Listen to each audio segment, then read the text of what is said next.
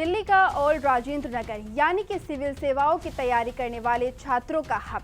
पिछले दिनों बारिश के बाद हुए जलभराव से 3 छात्र एक कोचिंग के बेसमेंट में फंस गए थे और उनकी मौत हो गई थी। तब से छात्र इस लापरवाही के लिए जिम्मेदार लोगों की गिरफ्तारी की मांग कर रहे हैं। आपको बता दें कि इस मामले में एक मजिस्ट्रेट की जांच रिपोर्ट आई है। खुलासा हुआ है कि एमसीडी के भवन निर्माण विभाग की लापरवाही और फायर डिपार्टमेंट के साथ साथ वे संस्थान भी दोषी पाए गए हैं जहां ये मामला पेश आया था।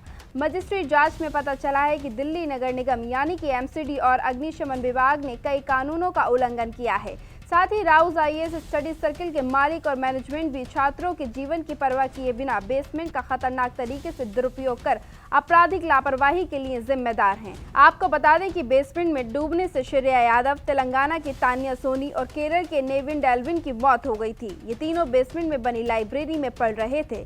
एक मीडिया एजेंसी के मुताबिक रिपोर्ट से पता चला है कि इमारत में नियमों के उल्लंघन की एमसीडी और अग्निशमन विभाग के अधिकारियों को पहले से जानकारी दी गई थी, लेकिन उन्होंने कोई कार्यवाही नहीं की। जिला मजिस्ट्रेट द्वारा दी गई जांच से पता चला है कि जिस इमारत में कोचिंग सेंटर संचालित किए जा रहे थे उनके पास कार्यालय या व्यावसायिक उपयोग की अनुमति थी, जिसके लिए आग संबंधित किसी अनापत्ति प्रमाण पत्र यानी कि एनओसी की आवश्यकता नहीं थी। रिपोर्ट में कहा गया है कि हालांकि इसके लिए अग्निशमन विभाग के एनओसी की आवश्यकता थी क्योंकि इसका उपयोग शैक्षणिक उद्देश्य के लिए किया जा रहा था और इसकी ऊंचाई 9 मीटर से अधिक थी। इन सभी मामलों में काफी लापरवाही बरती गई है। विरोध कर रहे छात्रों का कहना है कि ऐसी ही लापरवाही और भी कई संस्थानों में है, लेकिन इस और किसी का भी ध्यान नहीं जा रहा है।